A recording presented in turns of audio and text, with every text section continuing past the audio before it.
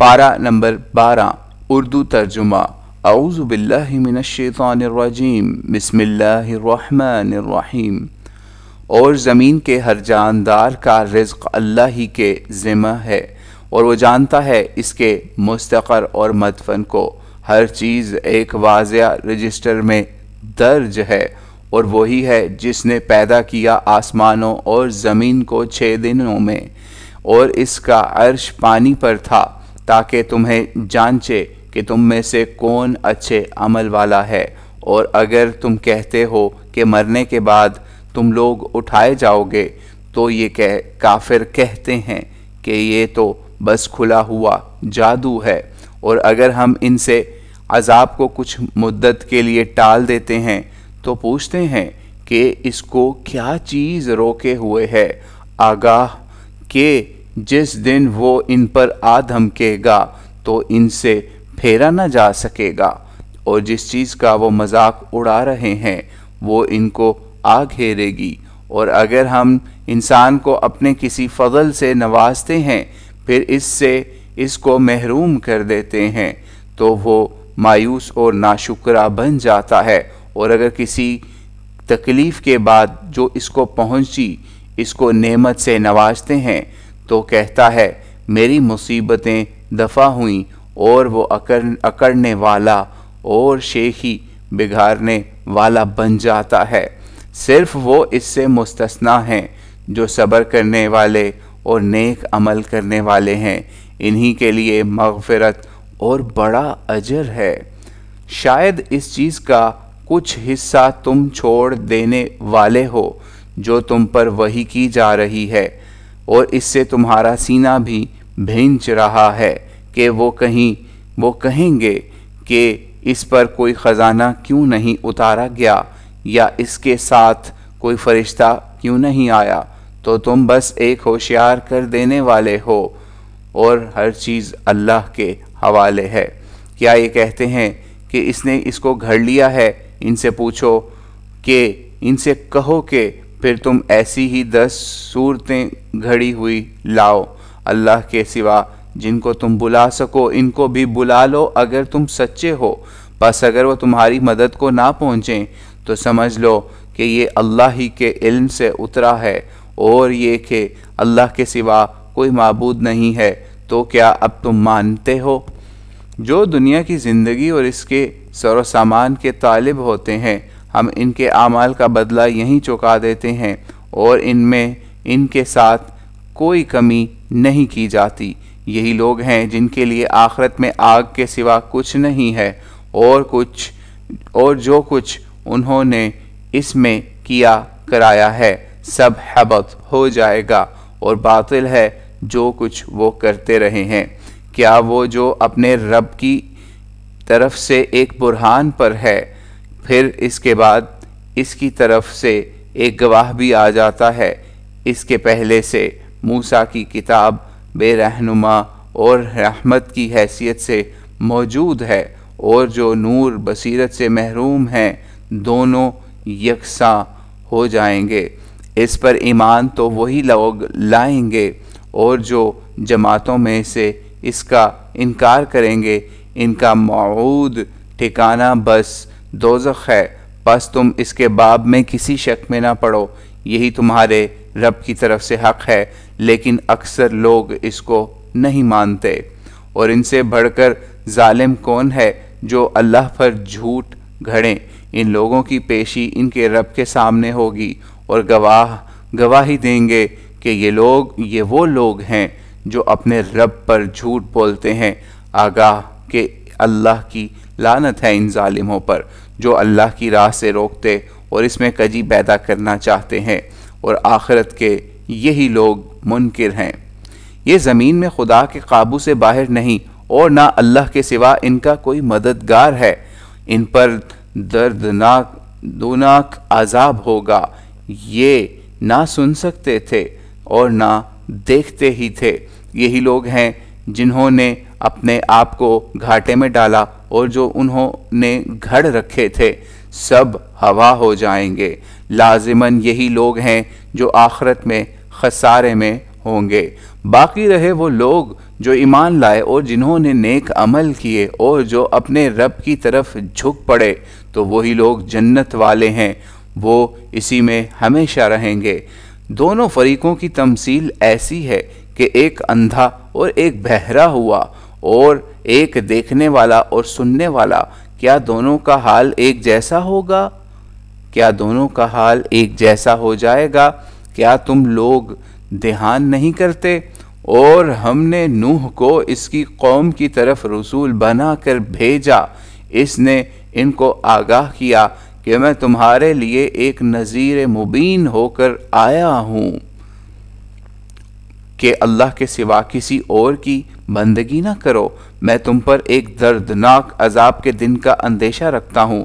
تو اس کی قوم کے ان سربراہوں نے جنہوں نے کفر کیا جواب دیا کہ ہم تو تم کو بس اپنے ہی جیسا ایک آدمی دیکھتے ہیں اور ہم تمہاری پیروی کرنے والوں میں انہی کو پاتے ہیں جو ہمارے اندر کے ذلیل لوگ بے سمجھے بوجھے تمہارے پیچھے لگ گئے ہیں، اور ہم تم لوگوں کے لیے اپنے مقابل میں کوئی خاص امتیاز بھی نہیں دیکھ رہے ہیں، بلکہ ہم تو تم کو بالکل جھوٹا خیال کر رہے ہیں۔ اس نے کہا، اے میرے ہم قوموں، بتاؤ اگر میں اپنے رب کی جانب سے ایک روشن دلیل پر ہوں اور پھر اس نے خاص رحمت سے بھی مجھے نوازا اور تم سے پوشیدہ رہی تو کیا ہم اس کو تم پر چپکا دیں جبکہ تم اس سے بیزار بھی ہو؟ اور اے میرے ہم قوموں، میں اس خدمت پر تم سے کسی مال کا طالب نہیں، میرا اجر تو بس اللہ ہی کے ذمہ ہے، اور میں ان لوگوں کو ہرگز دھتکارنے والا نہیں جو ایمان لائے ہیں، یہ اپنے رب سے ملاقات کرنے والے ہیں، بلکہ میں تم کو دیکھ رہا ہوں کہ تم جہالت میں مبتلا ہو۔ اور اے میرے ہم قوموں، اگر میں ان کو دھتکاروں تو خدا کے مقابل میں کون میری مدد کرے گا؟ کیا تم لوگ اس پہلو پر دھیان نہیں کرتے؟ اور میں تمہارے سامنے یہ دعویٰ نہیں کرتا کہ میرے پاس اللہ کے خزانے ہیں، اور نہ میں غیب جانتا، اور نہ یہ دعویٰ کرتا ہوں کہ میں کوئی فرشتہ ہوں، اور نہ میں ان لوگوں کے بارے میں جن کو تمہاری نگاہیں حقیر دیکھتی ہیں یہ کہہ سکتا ہوں کہ خدا ان کو کوئی خیر دے ہی نہیں سکتا۔ جو کچھ ان کے دلوں میں ہے اس کو خدا ہی جانتا ہے، اگر میں ایسا کروں تو میں ظالم ٹھہروں گا۔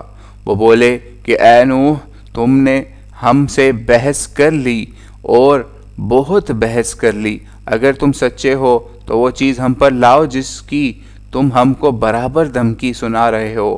اس نے جواب دیا کہ اس کو تو تم پر اللہ ہی لائے گا اگر وہ چاہے گا، اور تم اس کے قابو سے باہر نہ نکل سکو گے، اور میری خیر خواہی تم پر کچھ کارگر نہیں ہو سکتی اگر میں تمہاری خیر خواہی کرنا چاہوں۔ اگر اللہ تم کو گمراہ کرنا چاہتا ہو، وہی تمہارا رب ہے اور اسی کی طرف تم کو لوٹنا ہے۔ کیا یہ کہتے ہیں کہ اس نے اس کو گھڑ لیا ہے؟ کہہ دو، اگر میں نے اس کو گھڑا ہے تو میرے جرم کا وبال میرے ہی اوپر ہے، اور جو جرم تم کر رہے ہو میں اس سے بری ہوں۔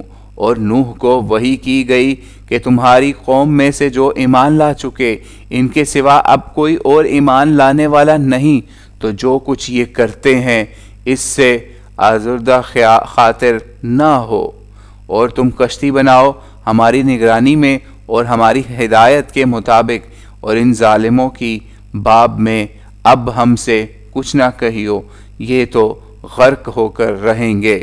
اور کشتی بنانے لگے، اور وہ کشتی بنانے لگا، اور جب اس کی قوم کے بڑوں کی کوئی جماعت اس کے پاس گزرتی تو اس کا مذاق اڑاتی، وہ ان کو جواب دیتا کہ اگر تم ہمارا مذاق اڑا رہے ہو تو جس طرح تم مذاق اڑا رہے ہو اسی طرح ہم بھی تمہارا مذاق اڑائیں گے۔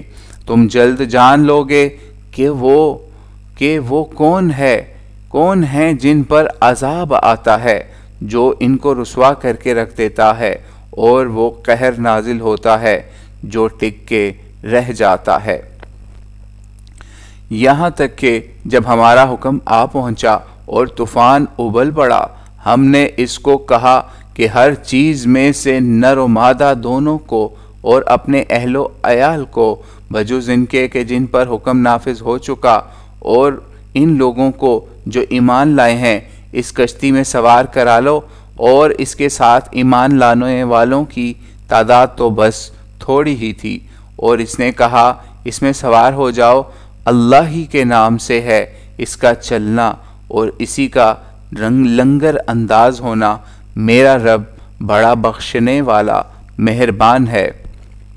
اور وہ کشتی پہاڑوں کی طرح اٹھتی موجوں کے درمیان ان کو لے کر چلنے لگی، اور نوح نے اپنے بیٹے کو جو اس سے الگ تھا آواز دی کہ اے میرے بیٹے ہمارے ساتھ سوار ہو جا اور ان کافروں کا ساتھ نہ دے۔ وہ بولا کہ میں ابھی کسی پہاڑ کی پناہ لے لوں گا جو مجھے پانی سے بچا لے گا۔ نوح نے کہا آج اللہ کے قہر سے کوئی نہیں بچانے والا مگر وہی جس پر وہ رحم فرمائے، اور ان دونوں کے درمیان موج حائل ہو گئی اور وہ بھی غرق ہونے والوں میں سے ہو کے رہا۔ اور حکم ہوا کہ اے زمین اپنا پانی نگل لے اور اے آسمان تھم جا، اور پانی اتار دیا گیا اور معاملے کا فیصلہ ہو گیا، اور کشتی کوہ جودی پر جا لگی، اور اعلان کر دیا گیا کہ ظالموں پر خدا کی پھٹکار ہے۔ اور نوح نے اپنے رب کو پکارا اور کہا اے میرے خداوند، میرا بیٹا تو میرے اہل میں سے ہے اور تیرا وعدہ پکا ہے، اور تو تمام فیصلہ کرنے والوں سے بڑھ کر فیصلہ کرنے والا ہے۔ فرمایا اے نوح وہ تمہارے اہل میں سے نہیں ہے، وہ نہایت نابکار ہے، مجھ سے اس چیز کے لیے درخواست نہ کرو جس کے باب میں تمہیں کچھ علم نہیں۔ میں تمہیں نصیحت کرتا ہوں کہ تم جاہلوں میں سے نہ بنو۔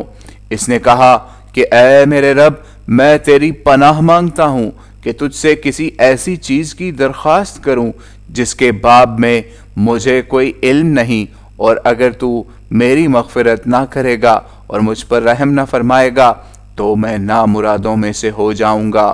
ارشاد ہوا اے نوح اترو، ہماری طرف سے سلامتی اور برکتوں کے ساتھ اپنے اوپر بھی اور ان امتوں پر بھی جو ان سے ظہور میں آئیں جو تمہارے ساتھ ہیں، اور ایسی امتیں بھی اٹھیں گی جن کو ہم بہرمند کریں گے، پھر ان کو ہماری طرف سے ایک عذاب دردناک پکڑے گا۔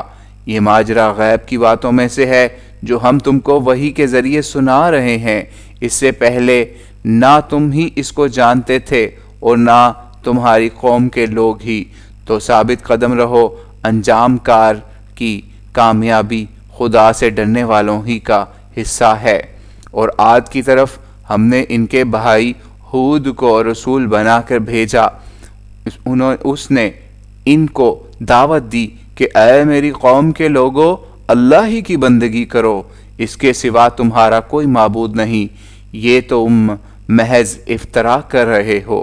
اے میری قوم کے لوگو میں اس پر تم سے کسی معاوضے کا طالب نہیں ہوں، میرا اجر تو بس اسی کے ذمہ ہے جس نے مجھے پیدا کیا ہے، تو کیا تم سمجھتے نہیں؟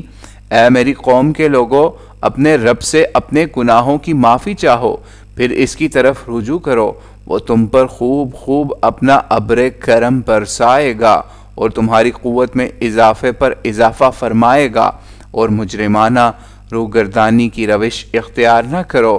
وہ بولے کہ اے ہود تم ہمارے پاس کوئی کھلی نشانی لے کر تو آئے نہیں، اور ہم مجرد تمہارے کہنے سے تو اپنے معبودوں کو چھوڑنے والے نہیں، اور ہم ہرگز تمہیں ماننے والے نہیں۔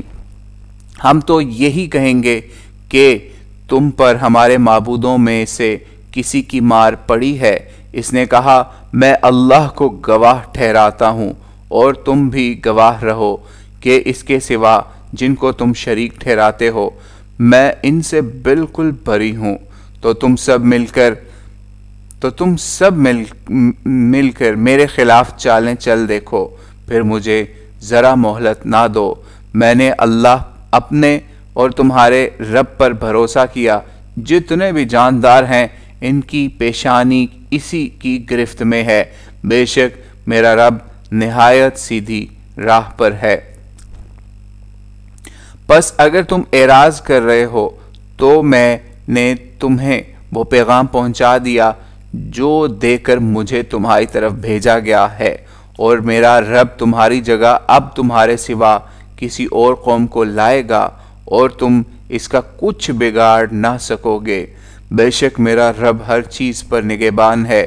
اور جب ہمارا عذاب آدم کا، ہم نے ہود اور ان لوگوں کو جو اس کے ساتھ ایمان لائے اپنے فضل خاص سے نجات بخشی، اور ہم نے ان کو ایک نہایت ہی سخت عذاب سے بچایا۔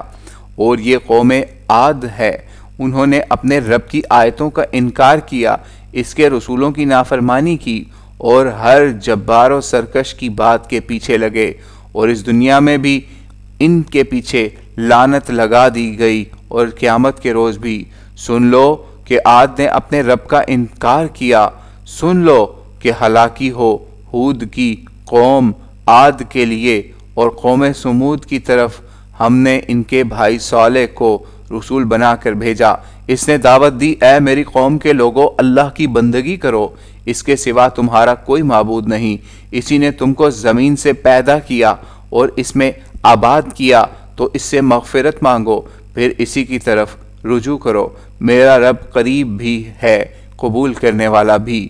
وہ بولے کہ صالح، اس سے پہلے تو ہمارے اندر تم بڑی امیدوں کے مرکز تھے، کیا تم ہمیں ان کی عبادت سے روکتے ہو جن کو ہمارے باپ دادا پوچھتے آئے، اور ہم تو اس چیز کے سبب سے جس کی تم دعوت دے رہے ہو بڑی ہی سخت الجھن میں پڑ گئے ہیں۔ اس نے کہا، اے میری قوم کے لوگو، بتاؤ اگر میں اپنے رب کی طرف سے ایک واضح دلیل پر ہوں اور اس نے اپنی جانب سے رحمت خاص سے بھی مجھے نوازا، تو اگر میں اس کی نافرمانی کروں تو اللہ کی پکڑ کے وقت کون میرا مددگار ہوگا؟ سو تم میری بربادی ہی میں اضافہ کرو گے۔ اور اے میری قوم کے لوگو، یہ اللہ کی اونٹنی ہے تمہارے لیے ایک نشانی، تو اس کو چھوڑو کہ یہ اللہ کی زمین میں چرے چگے، اور اس کو کوئی گزند نہ پہنچائیو، ورنہ ایک قریبی عذاب تمہیں آ پکڑے گا۔ تو انہوں نے اس کی کونچیں کاٹ دیں۔ تب اس نے کہا کہ اب 3 دن اور اپنی بستی میں رچ بس لو، یہ دھمکی جھوٹی نہیں ہونے کی۔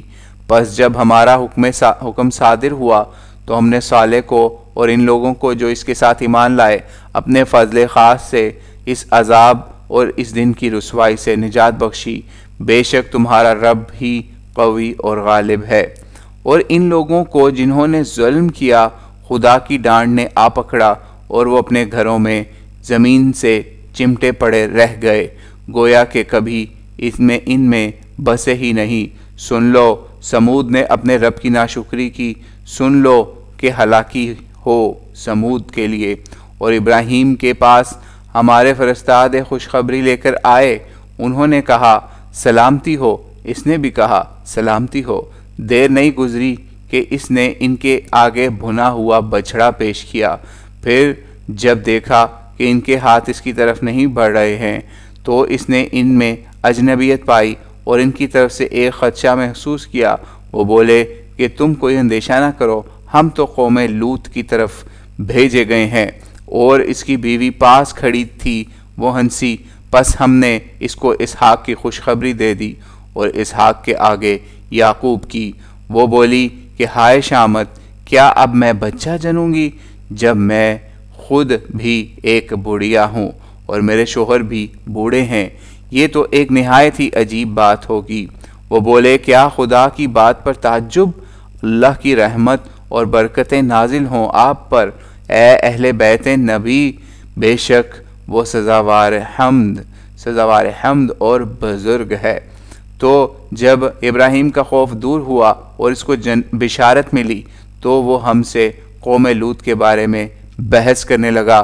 بے شک ابراہیم نہایت ہی بردبار، درد مند اور اپنے رب کی طرف دھیان رکھنے والا تھا۔ اے ابراہیم یہ بحث چھوڑو، اب تمہارے رب کا حکم ہو چکا اور ان پر ایک ایسا عذاب آنے والا ہے جو نہ ٹالا جا سکے۔ اور جب ہمارے فرستادے لوط کے پاس پہنچے وہ ان کے سبب سے غمگین ہوا اور اس کا دل بھنچا اور بولا کہ یہ تو بہت ہی کٹھن دن ہے، اور اس کی قوم کے لوگ جھپٹے ہوئے اس کے پاس پہنچے اور یہ پہلے سے بدکاریوں میں مبتلا تھے۔ اس نے کہا اے میری قوم کے لوگوں، یہ میری بیٹیاں ہیں، وہ تمہارے لیے زیادہ پاکیزہ ہیں، تو اللہ سے ڈرو اور میرے مہمانوں کے باب میں مجھے رسوا نہ کرو۔ کیا تم میں کوئی مرد معقول نہیں ہے؟ وہ بولے کہ تمہیں تو معلوم ہی ہے تمہاری بیٹیوں پر ہمارا کوئی حق نہیں، اب تم خوب جانتے ہو جو کچھ ہم چاہتے ہیں۔ اس نے کہا کاش میرے پاس تم سے مقابلے کی قوت ہوتی یا میں کسی طاقتور سہارے کی پناہ لے سکتا۔ فرستادوں نے کہا کہ اے لوط، ہم تو تمہارے رب کے فرستادے ہیں، یہ ہرگز تم تک نہیں پہنچ سکتے، تو تم اپنے اہل و عیال کو لے کر کچھ رات رہے نکل جاؤ، اور تم میں سے کوئی مڑ کے بھی نہ دیکھے مگر تمہاری بیوی اس سے مستثنیٰ ہے۔ اس پر بھی وہی آفت آنی ہے جو ان پر مقدر ہو چکی ہے۔ ان کے عذاب کا وقت مقرر صبح ہے، کیا صبح قریب نہیں؟ پس جب آیا ہمارا عذاب تو ہم نے اس بستی کو یک قلم تلپٹ کر کے رکھ دیا اور اس پر سنگے گل کی بارش کی تہ بتہ۔ تمہارے رب کے پاس نشان لگے ہوئے اور ان ظالموں سے کچھ دور نہیں۔ اور مدین کی طرف ہم نے ان کے بھائی شعیب کو بھیجا، اس نے دعوت دی کہ اے میری قوم کے لوگوں، اللہ ہی کی بندگی کرو، اس کے سوا تمہارا کوئی معبود نہیں، اور ناپ تول میں کمی نہ کرو، میں تمہیں فارغ البالی کی حالت میں دیکھ رہا ہوں اور تم پر ایک گھیرنے والے دن کے عذاب کا اندیشہ رکھتا ہوں۔ اور اے میری قوم کے لوگوں، ناپ تول کو پورا رکھو پورے عدل کے ساتھ، اور لوگوں کی چیزوں میں ان کی حق تلفی نہ کرو، اور زمین میں فساد پھیلانے والے بن کر نہ ابھرو۔ اللہ کا بخشا ہوا منافع ہی تمہارے لیے بہتر ہے اگر تم سچے ایمان والے ہو، میں تم پر نگران نہیں ہوں۔ وہ بولے کہ اے شعیب، کیا تمہاری نماز تمہیں یہ سکھاتی ہے کہ ہم ان چیزوں کو چھوڑ کے بیٹھیں جن کی ہمارے باپ دادا پرستش کرتے آئے، یا یہ کہ ہم اپنے مال میں اپنی مرضی کے مطابق تصرف نہ کریں؟ بس تم ہی تو ایک دانش مند اور راست رو رہ گئے ہو۔ اس نے کہا اے میری قوم کے لوگوں، بتاؤ اگر میں اپنے رب کی جانب سے ایک واضح دلیل پر ہوں اور اس نے مزید اپنی جانب سے مجھے رزق حسن سے بھی نوازا، تو اس کے سوا میں تمہیں اور کس چیز کی دعوت دوں؟ اور میں یہ نہیں چاہتا کہ تمہاری مخالفت کر کے وہی چیز خود اختیار کروں جس سے تمہیں روک رہا ہوں۔ میں تو صرف اصلاح چاہتا ہوں جس حد تک کر سکوں، اور مجھے توفیق تو اللہ ہی کی مدد سے حاصل ہوگی، اسی پر میں نے بھروسہ کیا اور اسی کی طرف میں رجوع کرتا ہوں۔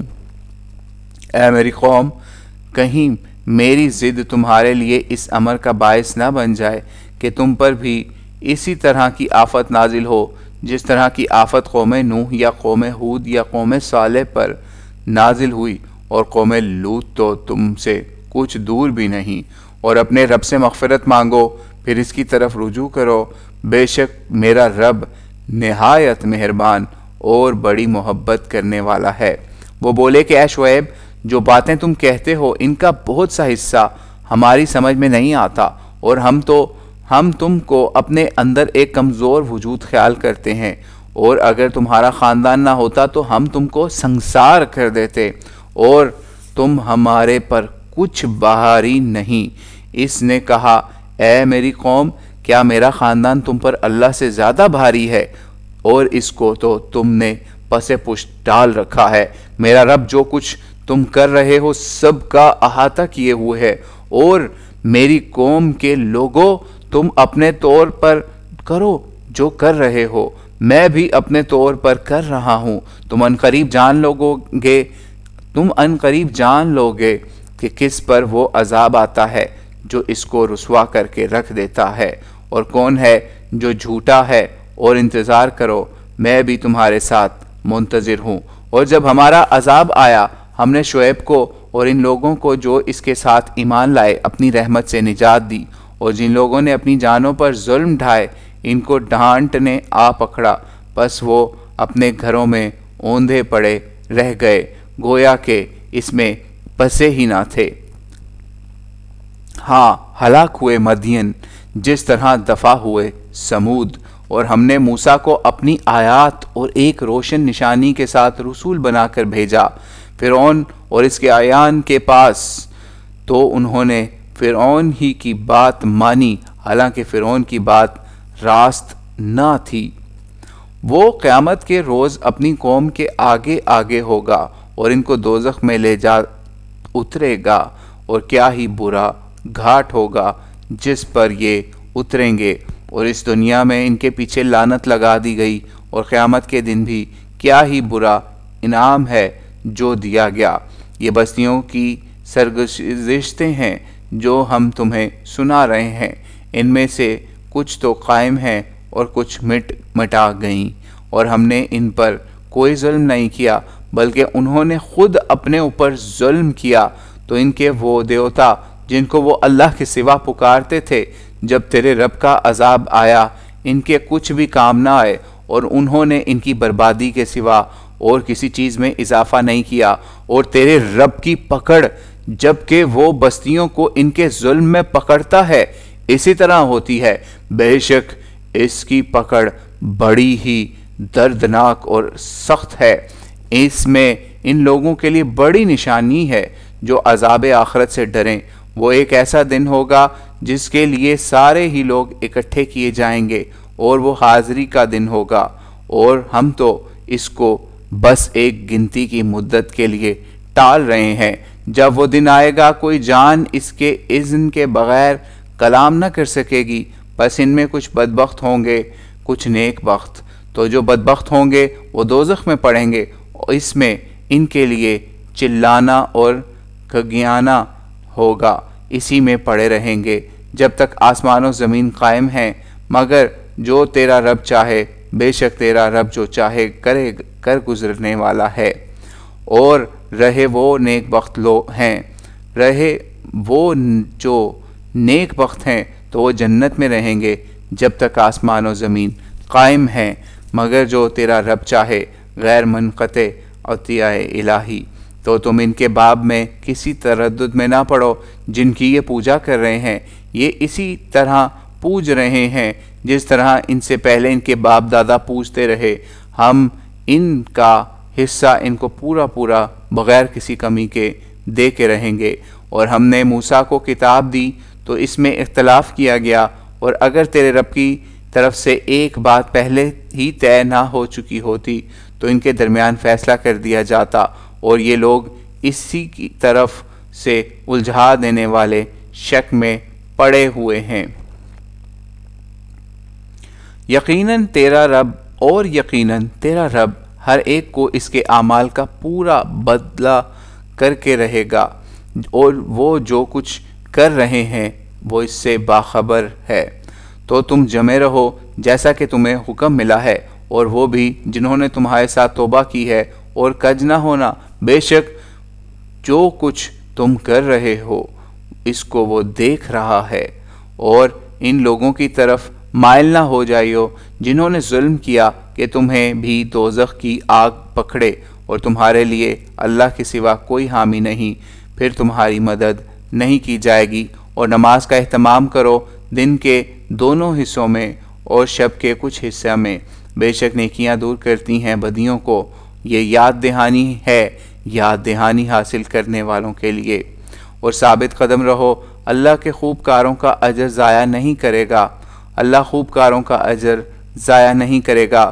بس کیوں نہ ایسا ہوا کہ تم سے پہلے کی امتوں میں سے ایسے حاملین حق ہوتے جو زمین میں فساد برپا کرنے سے روکتے، مگر تھوڑے ان میں سے جن کو ہم نے ان میں سے نجات بخشی، اور جن لوگوں نے اپنی جانوں پر ظلم کیا وہ اس عیش میں پڑے رہے جس میں تھے اور وہ مجرم تھے۔ اور تیرا رب ایسا نہیں کہ وہ بستیوں کو ہلاک کر دے کسی ظلم کی پاداش میں، جبکہ ان کے باشندے اصلاح میں سرگرم ہوں۔ اور اگر تیرا رب چاہتا تو لوگوں کو ایک ہی امت بنا چھوڑتا اور وہ برابر اختلاف میں رہیں گے، بجز ان کے جن پر تیرا رب رحم فرمائے، اور اسی لیے ان کو اس نے پیدا کیا۔ اور تیرے رب کی بات پوری ہوئی کہ میں جہنم کو جنوں اور انسانوں سب سے بھر دوں گا، اور ہم رسولوں کی سرگزشتوں میں سے ہر ایک تمہیں سنا رہے ہیں جن سے تمہارے دلوں کو تقویت دیں، اور ان میں تمہارے پاس حق آیا ہے، اور مومنوں کے لیے ان میں نصیحت اور یاد دہانی ہے۔ اور جو لوگ ایمان نہیں لا رہے ہیں ان سے کہہ دو کہ تم اپنے ڈھیرے پر چلو، ہم اپنی روش پر چلتے رہیں گے، اور تم بھی انتظار کرو، ہم بھی منتظر ہیں۔ اور آسمانوں اور زمین کا غیب اللہ ہی کے علم میں ہے، اور وہی تمام امور کا مرجع ہے، تو اسی کی بندگی کرو اور اسی پر بھروسہ کرو، اور تیرا رب جو کچھ تم کر رہے ہو اس سے بے خبر نہیں ہے۔ سورہ یوسف۔ بسم اللہ الرحمن الرحیم۔ شروع خدائے رحمان و رحیم کے نام سے۔ یہ الف لام را ہے، یہ واضح کتاب کی آیات ہیں۔ ہم نے اس کو عربی قرآن بنا کر اتارا تاکہ تم سمجھو۔ ہم تمہیں ایک بہترین سرگزشت سناتے ہیں اس قرآن کی بدولت جو ہم نے تمہاری طرف وحی کیا۔ اس سے پہلے بے شک تم اس سے نا آشنا تھے۔ یہ اس وقت کی بات ہے جب یوسف نے اپنے باپ سے کہا، ابا جان، میں نے خواب میں 11 ستارے اور سورج اور چاند دیکھے، میں نے ان کو دیکھا، وہ میرے آگے سربسجود ہیں۔ اس نے جواب دیا کہ اے میرے بیٹے، تم اپنے اس خواب کو اپنے بھائیوں کو نہ سنانا کہ وہ تمہارے خلاف کسی سازش میں لگ جائیں۔ بے شک شیطان انسان کا کھلا ہوا دشمن ہے، اور اسی طرح تمہارا رب تمہیں برگزیدہ کرے گا اور تمہیں باتوں کی حقیقتوں تک پہنچنا سکھائے گا، اور تم پر آل یعقوب اور اپنی نعمت تمام آل یعقوب پر اپنی نعمت تمام کر دے گا، جس طرح اس نے اس سے پہلے تمہارے اجداد ابراہیم اور اسحاق پر اپنی نعمت تمام کی۔ بے شک تمہارا رب بڑا ہی علم والا اور حکمت والا ہے۔ بے شک یوسف اور اس کے بھائیوں کی سرگزشت میں پوچھنے والوں کے لیے بہت سی نشانیاں ہیں۔ خیال کرو جب انہوں نے کہا کہ یوسف اور اس کا بھائی ہمارے باپ کو ہم سے زیادہ پیارا ہے، حالانکہ ہم ایک پورا جتھا ہیں۔ بے شک ہمارا باپ ایک کھلی ہوئی غلطی میں مبتلا ہے، یوسف کو قتل کر دو یا اس کو کہیں پھینک دو تو تمہارے باپ کی ساری توجہ تمہاری ہی طرف ہو جائے گی، اور اس کے بعد تم بالکل ٹھیک ہو جاؤ گے۔ ان میں سے ایک کہنے والے نے کہا کہ یوسف کو قتل تو نہ کرو، اگر تم کچھ کرنے ہی والے ہو تو اس کو کسی کنویں کی تہہ میں پھینک دو، کوئی چلتا قافلہ اس کو نکال جائے گا۔ انہوں نے اپنے باپ سے کہا، اے ہمارے رب، کیا بات ہے کہ یوسف کے معاملے میں آپ ہم پر اعتماد نہیں کرتے، حالانکہ ہم اس کے بڑے ہی خیر خواہ ہیں۔ کل اس کو ہمارے ساتھ جانے دیجئے، ذرا چرے چگے اور کھیلے کودے، اور ہم اس کی پوری حفاظت کے ذمہ دار ہوں گے۔ اس نے کہا، مجھے غم میں یہ چیز ڈالتی ہے کہ تم اسے لے جاؤ، اور ڈرتا ہوں کہ جب تم اس سے غافل ہو تو اس کو بھیڑیا کھا جائے۔ وہ بولے کہ اگر اس کو بھیڑیا کھا گیا، ہم جبکہ ایک پوری جماعت ہیں، تو ہم اس صورت میں نہایت ہی نامراد ثابت ہوں گے۔ پس جب وہ اس کو لے گئے اور یہ طے کر لیا کہ اس کو کنویں کی تہہ میں پھینک دیں، اور ہم نے اس کو وحی بھی کر دی، تم ان کی کارستانی سے آگاہ کرو گے جبکہ ان کو کچھ خیال بھی نہ ہوگا۔ اور وہ اپنے باپ کے پاس کچھ رات گئے روتے ہوئے آئے تو بولے کہ اے ہمارے باپ، ہم ایک دوسرے سے دوڑ میں مقابلہ کرتے ہوئے دور نکل گئے اور یوسف کو ہم نے اپنے سامان کے پاس چھوڑا تو اس کو بھیڑیا کھا گیا، اور آپ تو ہماری بات باور کرنے والے نہیں ہیں، نہیں اگرچہ ہم سچے ہی ہوں۔ اور وہ اس کے کرتے پر جھوٹ موٹ کا خون بھی لگا لائے۔ اس نے کہا نہیں، بلکہ یہ تو تمہارے جی کی ایک گھڑی ہوئی بات ہے، تو صبر جمیل کی توفیق ملے، اور جو کچھ تم بیان کرتے ہو اس میں خدا ہی سہارا ہے۔ اور ایک قافلہ آیا تو انہوں نے اپنے سقہ کو بھیجا، اس نے ڈول ڈالا تو پکار اٹھا خوشخبری ہو، یہ تو ایک لڑکا ہے۔ انہوں نے اس کو ایک پونجی سمجھ کر محفوظ کر لیا، اور اللہ خوب باخبر تھا اس چیز سے جو وہ کر رہے تھے، اور انہوں نے اس کو ایک حقیر قیمت چند درہم کے عوض بیچ دیا، اور وہ اس معاملے میں بالکل بے پرواہ تھے۔ اور اہل مصر میں سے جس نے اس کو خریدا، اس نے اپنی بیوی سے کہا ذرا اس کو خاطر سے رکھیو، امید ہے کہ ہمیں نفع پہنچائے، یا ہم اس کو بیٹا ہی بنا لیں۔ اس طرح ہم نے یوسف کے لیے ملک میں زمین ہموار کی تاکہ اس کو منتخب کریں اور اس کو باتوں کی تعبیر بتائیں، اور اللہ اپنے ارادے کی تنفیذ پر غالب ہے، لیکن اکثر لوگ نہیں جانتے۔ اور جب وہ اپنی پختگی کو پہنچا، ہم نے اس کو حکومت اور علم عطا کیا، اور ہم خوب کاروں کو اسی طرح بدلہ دیا کرتے ہیں۔ اور جس عورت کے گھر میں وہ تھا وہ اس پر ڈورے ڈالنے لگی، اور اس نے دروازے بند کر لیے اور بولی کہ بس آ جاؤ۔ اس نے کہا معاذ اللہ، وہ میرا آقا ہے، اس نے مجھے خاطر سے رکھا ہے۔ حق تلفی کرنے والے ہرگز فلاح نہیں پاتے، اور عورت نے تو اس کا قصد کر ہی لیا تھا، وہ بھی اس کا قصد کر لیتا اگر اس نے اپنے رب کی واضح نشانی نہ دیکھی لئی ہوتی۔ ہم نے ایسا ہی کیا تاکہ ہم اس سے برائی اور بے حیائی کو دور رکھیں۔ بے شک وہ ہمارے برگزیدہ بندوں میں سے تھا۔ اور دونوں دروازے کی طرف جھپٹے، اور اس نے یوسف کا کرتا پیچھے سے پھاڑ دیا، اور دونوں نے اس کے شوہر کو دروازے پر پایا۔ وہ بولی کہ جو تیری بیوی کے ساتھ کسی برائی کا ارادہ کرے، اس کی سزا اس کے سوا کیا ہو سکتی ہے کہ وہ قید خانہ میں ڈالا جائے، یا وہ کوئی دردناک تکلیف بھگتے۔ اس نے کہا اسی نے مجھے پھسلانے کی کوشش کی، اور عورت کے خاندان والوں میں سے ایک گواہ نے گواہی دی کہ اگر اس کا کرتا آگے سے پھٹا ہو تو وہ سچی ہے اور یہ جھوٹا ہے، اور اگر اس کا کرتا پیچھے سے پھٹا ہو تو وہ جھوٹی ہے اور یہ سچا ہے۔ تو جب اس نے اس کا کرتا پیچھے سے پھٹا ہوا دیکھا تو بول اٹھا بے شک یہ تمہارا ہی چرتر ہے، اور تمہارے چرتر بڑے ہی فتنہ ہوتے ہیں۔ یوسف اس کو چھوڑ دو، اور تو اب تو اپنے گناہ کی معافی مانگ، بے شک تو ہی خطاوار ہے۔ اور شہر میں کچھ عورتوں نے کہا کہ عزیز کی بیوی اپنے غلام پر ڈورے ڈال رہی ہے، اس کے عشق میں دیوانی ہو گئی ہے، ہم تو اس کو کھلی حماقت میں مبتلا دیکھ رہے ہیں۔ تو جب اس نے ان کے چرتر کا حال سنا تو اس نے انہیں بلا بھیجا اور ان کے لیے نشست گاہ آراستہ کی، اور ان میں سے ہر ایک کو اس نے ایک ایک چھری دی، اور یوسف سے کہا کہ تم ان کے سامنے آؤ۔ تو جب انہوں نے اس کو دیکھا اس کی عظمت سے مبہوت رہ گئیں، اور انہوں نے اپنے ہاتھ زخمی کر لیے اور بولیں کہ حاشا للہ، یہ آدمی نہیں، یہ تو کوئی فرشتہ یزدانی ہے۔ وہ بولیں کہ یہی ہے وہ جس کے بارے میں تم مجھے ملامت کر رہی تھیں، بے شک میں نے اس پر ڈورے ڈالے لیکن یہ بچ رہا، اگر اس نے وہ نہ کیا جو میں اسے کہہ رہی ہوں تو وہ ضرور قید خانے میں جائے گا اور ذلیل ہوگا۔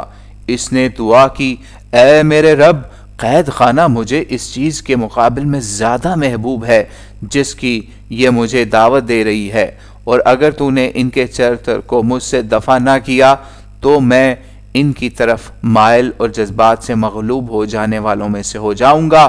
تو اس کے رب نے اس کی دعا قبول فرمائی اور ان کے چرتر کو اس سے دفع کر دیا، بے شک وہ سننے والا اور جاننے والا ہے۔ پھر نشانیاں دیکھ چکنے کے بعد انہیں مصلحت یہی معلوم ہوئی کہ اس کو کچھ مدت کے لیے قید کر دیا، اور اس کے ساتھ 2 اور جوان بھی جیل خانے میں داخل ہوئے۔ ان میں سے ایک نے کہا، میں اپنے آپ کو خواب میں دیکھتا ہوں کہ میں شراب نچوڑ رہا ہوں، اور دوسرے نے کہا، میں اپنے آپ کو دیکھتا ہوں کہ میں اپنے سر پر روٹی اٹھائے ہوئے ہوں جس میں سے چڑیاں کھا رہی ہیں، آپ ہمیں اس کی تعبیر بتائیں، ہم آپ کو خوب کاروں میں سے سمجھتے ہیں۔ اس نے کہا، جو کھانا تمہیں ملتا ہے وہ آئے گا نہیں کہ میں اس کے آنے سے پہلے تمہیں اس کی تعبیر بتا دوں گا، یہ اس علم میں سے ہے جو میرے رب نے مجھے سکھایا ہے۔ میں نے ان لوگوں کے مذہب کو چھوڑا ہے جو اللہ پر ایمان نہیں رکھتے اور آخرت کے یہی لوگ منکر ہیں۔ میں نے اپنے بزرگوں ابراہیم اور اسحاق اور یعقوب کے مذہب کی پیروی کی۔ ہمیں حق نہیں کہ ہم کسی چیز کو اللہ کا شریک ٹھہرائیں، یہ اللہ کا ہم پر لوگوں پر فضل ہے، لیکن اکثر لوگ شکر گزار نہیں ہوتے۔ اے میرے جیل کے دونوں ساتھیوں، کیا الگ الگ بہت سے رب بہتر ہیں یا اکیلا اللہ ہی جو سب پر حاوی و غالب ہے؟ تم اس کے سوا نہیں پوچھتے ہو مگر چند ناموں کو جو تم نے اور تمہارے باپ داداؤں نے رکھ چھوڑے ہیں۔ اللہ نے ان کی کوئی دلیل نہیں اتاری، اختیار و اقتدار صرف اللہ ہی کا ہے۔ اس نے حکم دیا ہے کہ اس کے سوا کسی کی پرستش نہ کرو، یہی دین قیم ہے، لیکن اکثر لوگ نہیں جانتے۔ اے میرے زندان کے دونوں ساتھیوں، تم میں سے ایک تو اپنے آقا کو شراب پلانے کی خدمت انجام دے گا، رہا دوسرا تو اس کو سولی دی جائے گی، پھر پرندے اس کے سر کو نوچ نوچ کر کھائیں گے۔ اس امر کا فیصلہ ہوا جس کے بارے میں تم پوچھ رہے تھے، اور ان دونوں میں سے جس کے بارے میں اس نے خیال کیا کہ وہ چھوٹ جانے والا ہے، اس نے کہا کہ اپنے آقا کے پاس میرا ذکر کیجیو، تو شیطان نے اس کو اپنے آقا سے ذکر کرنا بھلا دیا، بس وہ جیل خانے میں کئی سال پڑا رہا۔ اور بادشاہ نے کہا کہ میں خواب میں دیکھتا ہوں کہ 7 موٹی گائیں ہیں جنہیں 7 دبلی گائیں کھا رہی ہیں، اور 7 سبز بالیاں ہیں اور دوسری خشک۔ اے درباریوں، میرے رؤیا کی مجھے تعبیر بتاؤ، اگر تم خواب کی تعبیر دیتے ہو۔ وہ بولے، یہ خواب پریشان ہے اور ہم پریشان خوابوں کی تعمیر کے عالم نہیں۔ اور ان دونوں میں سے جو چھوٹ گیا تھا اور ایک مدت کے بعد اسے یاد پڑا، وہ بولا کہ میں آپ لوگوں کو اس کی تعبیر بتاؤں گا، بس مجھے جانے دیجئے۔ یوسف، اے راست باز، ہمیں 7 فربا گائیوں کے بارے میں جنہیں 7 دبلی گائیں کھا رہی ہیں، اور 7 سبز بالیوں اور دوسری 7 خشک کے بالیوں کے بارے میں تعبیر بتا تاکہ میں لوگوں کے پاس جاؤں تاکہ وہ بھی جانیں۔ اس نے کہا، تم 7 سال برابر کاشت کرو گے، بس جو فصل کاٹو اس قلیل مقدار کے سوا جو تم کھاؤ اس کی بالیوں میں چھوڑ دیا کرو۔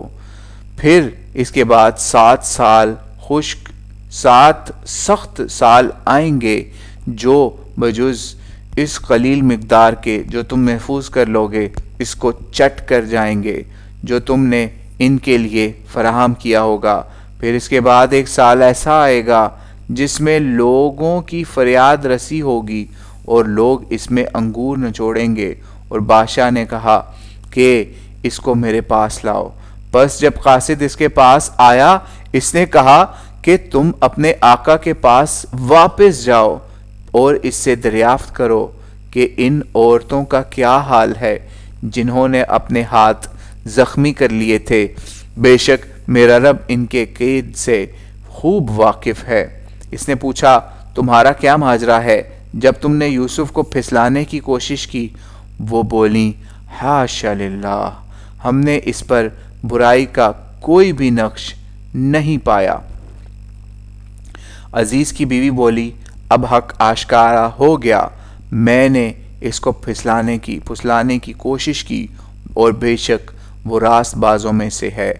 یہ اس لیے کہ وہ جان لے کہ میں نے پیٹھ پیچھے اس سے بے وفائی نہیں کی، اور بے شک اللہ خائنوں کی چال کو چلنے نہیں دیتا۔ صدق اللہ العظیم۔